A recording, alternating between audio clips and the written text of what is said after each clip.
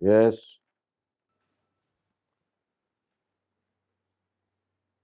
पापा, अगर आपको कोई काम नहीं है तो मैं घर जाना चाहता हूँ। ठीक है बेटा। रजा, मीटिंग का क्या हुआ? मीटिंग ठीक थी। अरे तुम तो डिप्रेशन में जा रहे हो यार। मैं ठीक हूँ पापा। बैठो इधर, बैठो। शाबाश, बैठो इधर, बैठो। रजा बेटा, ये क्या कर रहे हो तुम अपने साथ? और इस तरह पागल हो जाओगे। अगर अपनी माँ की बात सुनते रहे ना तो जरूर पागल हो जाओगे। एक बात कहूँ आपसे पापा, कहो। मामा हमेशा ठीक कहती है। वो हमेशा गलत कहती है। पापा मेरी बात तो सुने। उन्होंने कहा था कि फिजा ने नदीम को शह दी है, तभी तो वो इतनी जुर्रत कर सका। और तुमने मान लिया। अभी मेरी बात खत्म नहीं हुई है पापा। आपके और भाइयों के समझाने पर मैं गया था फिजा के घर उसे लेने के लिए, और ये सोचा था कि अपनी बीवी को वापस लेकर आऊंगा। अपनी बीवी के लिए मम्मा से लड़ जाऊंगा, उनके अगेंस्ट चला जाऊंगा। तो क्या तुम ले आए उसको अपने घर? नहीं। क्यों? क्योंकि पापा जब मैं वहां पहुंचा फिजा के घर के बाहर फिजा को लेने के लिए, एन उसी वक्त नदीम भी वहां आ गया। मैं गाड़ी से उतरने ही वाला था कि घर का दरवाजा खुला और नदीम घर के अंदर चला गया हंसता हुआ। तो फिर तुमने क्या किया? मैं क्या करता, मैं वापस आ गया। जिस घर में नदीम को वेलकम किया जा रहा है उस घर में मेरी क्या इज्जत रह गई? उन्होंने मुझे धोखा दिया है पापा। तुम पागल हो गए हो, दिमाग खराब हो गया है तुम्हारा। अरे नदीम बस कजन है फिजा का, बचपन से आना जाना होगा। अगर किसी नौकर ने भी दरवाजा खोला होगा, क्या नौकर रोकेगा उसको? और उसको फिजा ने थोड़ी वेलकम किया होगा। क्या हो गया तुम्हें? तुम्हारा मतलब फिजा से होना चाहिए, वो तुम्हारी बीवी है, नदीम से नहीं। मगर पापा। चुप करो, पागल हो गए हो तुम। क्या यहां, आउट ऑफ माई साइट। मां की गोद में लेटे रहो, जैसा वो कहे वैसा करते रहो और अपनी जिंदगी बर्बाद कर लो। मत सुनो अपने बाप की बात, कभी ना मानना। जाओ।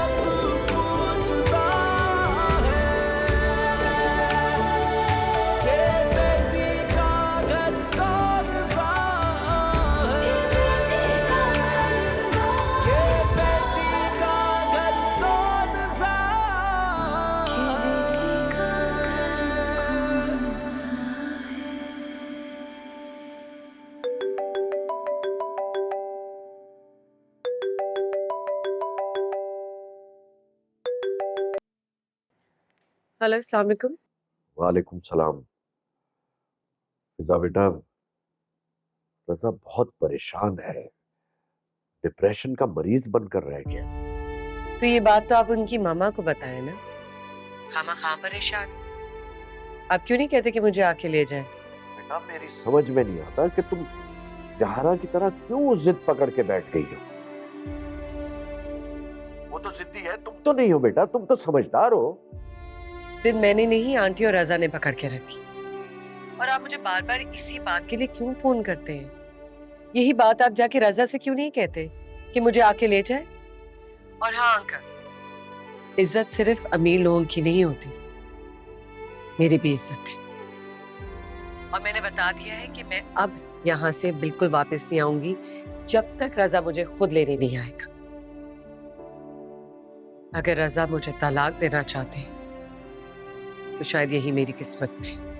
बेटा आइंदा कभी ये लफ्ज अपनी जबान पे मत लाना। सब ठीक हो जाएगा, मैं कुछ करता हूं। अल्लाह हाफिज। अपनी हंसी में आंसू मिलाकर हर दर्द हंस कर पी लिया, हर दर्द हंस कर पी लिया। एक जिंदगी को खुशियों से जी कर जीना किसी का कर दिया, जीना किसी का कर दिया। क्या है रब्बा बेटियां भी हम छुपा कर घर बनाती और शिकवा कोई नहीं।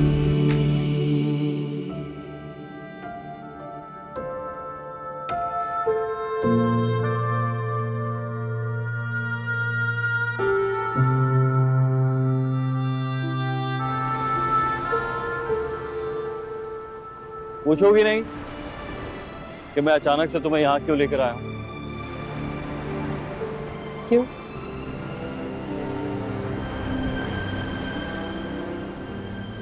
क्योंकि मैं चाहता था कि समंदर की इस गीली रेत पर तुम्हारे पैरों के निशान साबित करूं। और ये कदम के निशान जिंदगी भर हमारे साथ रहेंगे। और हम इसी तरह कदम से कदम मिलाकर चलेंगे।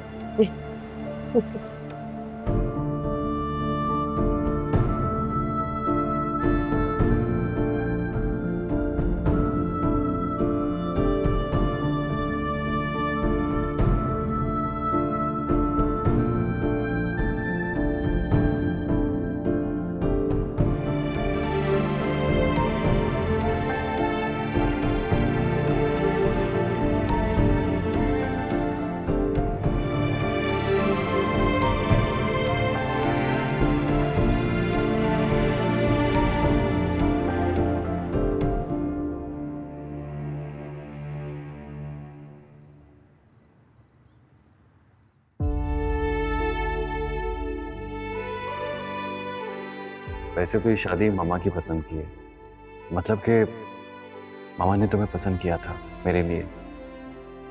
एक्चुअली वो हम सब की पसंद का बहुत ख्याल रखती है, इसलिए निकाह के बाद जो कुछ भी हुआ ना उनके लिए बहुत तकलीफ देता। हम जिंदगी भर साथ रहेंगे ना फिजा?